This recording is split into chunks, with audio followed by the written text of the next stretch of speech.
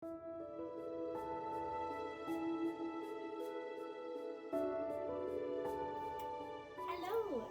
Merry Christmas, and today I'd like to share one of my favorite Christmas treats with you. And this one is delicious chocolate pudding. So, you know when you get that warm cup of hot cocoa around Christmas time and it's so yummy? Well, this is kind of a way that you can make that into a dessert. So, I like this recipe because it uses simple ingredients and it's so yummy. So, here we go. First off, combine your dry ingredients into a medium-sized pot. So that's our cornstarch and our cocoa, as well as our sugar and salt. Can you guess which one is which?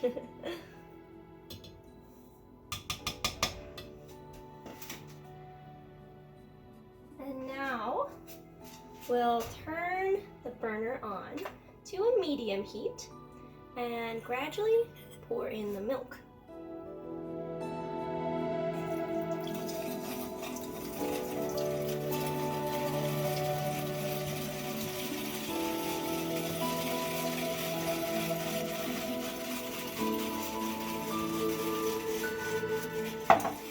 Now this is one of those recipes that needs constant attention.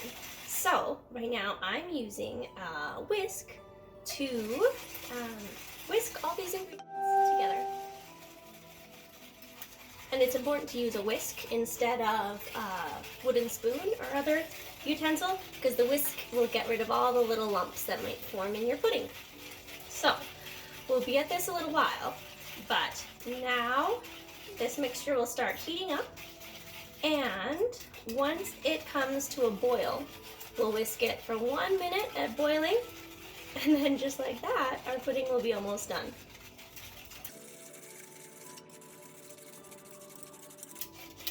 So what I like about this recipe is a lot of pudding recipes will use some egg, but usually they just ask for the egg separated. And so this one, instead of egg, it uses cornstarch, and I just find that a simpler ingredient to work with. Okay, time to switch arms.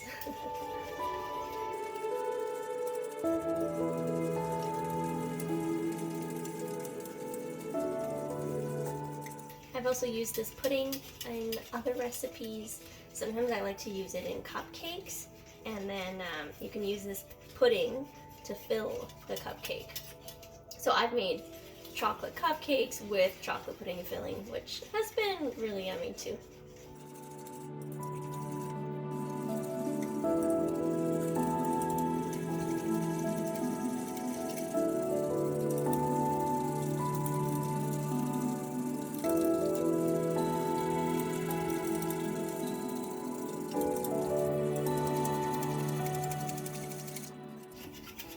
The other nice thing about this chocolate pudding is that once it's finished, you can have it right away as a nice treat, or you can chill it for at least 2 hours and then serve it cold.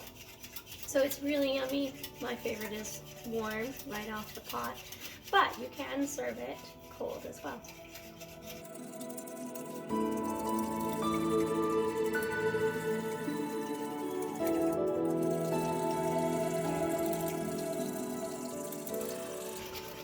So when you're done with your pudding, you can put all kinds of toppings on it if you like.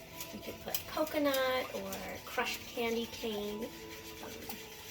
Today we'll put some fun Christmas shapes on it. Or a good old dollop of whipped cream is delicious too.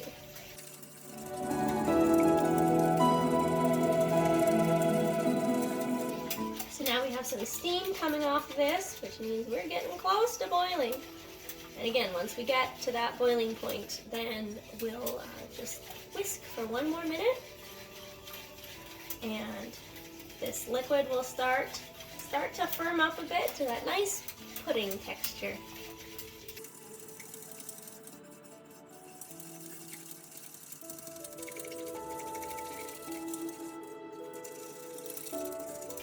And you may be wondering why we have to stir this constantly while it's cooking.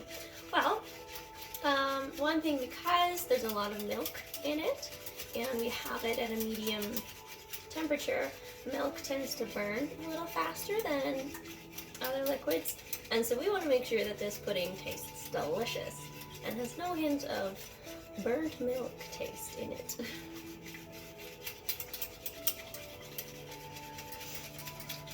I can feel it starting to thicken up a little bit.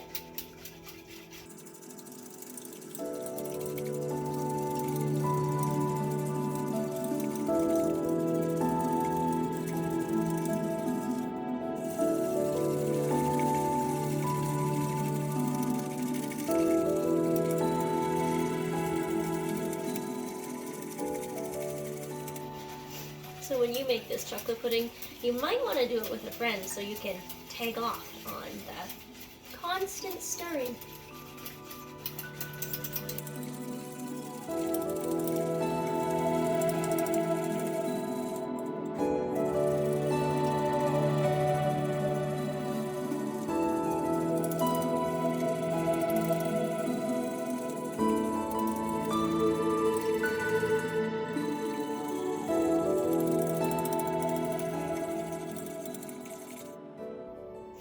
We're close to boiling now. Oh, we're so close to boiling.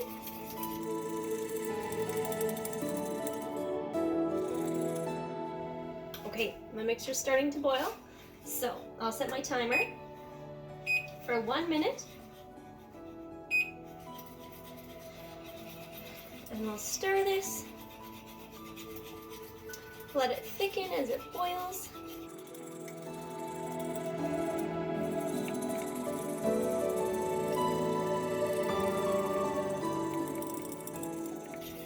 And we keep stirring and stirring and stirring all the while.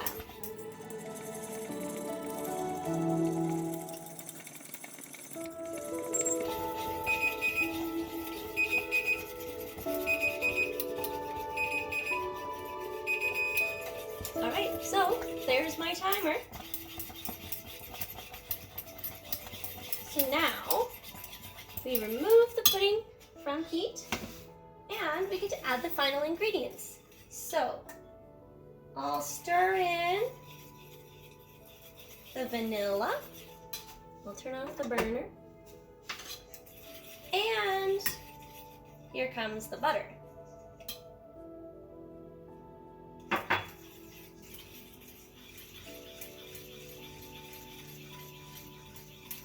So I'll just stir in the butter until it melts completely.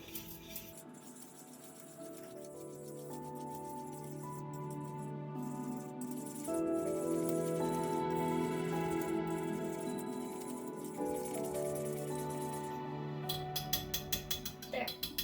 Now the butter's completely melted.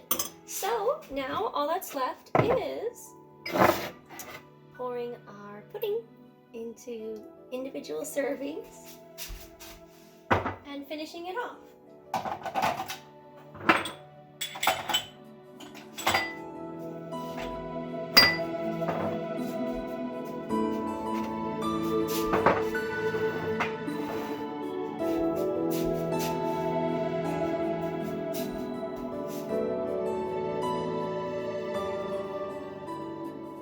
There's some chocolatey goodness right there.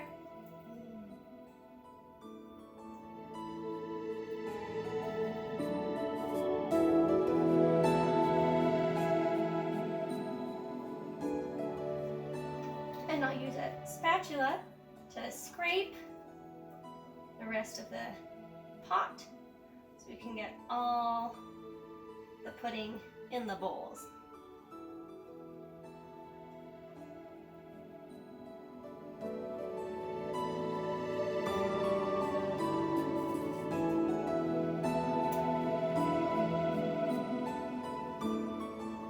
Now, if you're not serving it right away, then you can cover it with parchment paper to keep a skin from forming on the top of the pudding, but I plan on having some right away, so I won't do that step.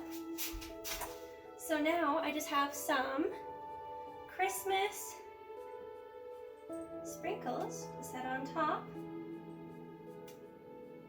And just like that, here is my Christmas pudding.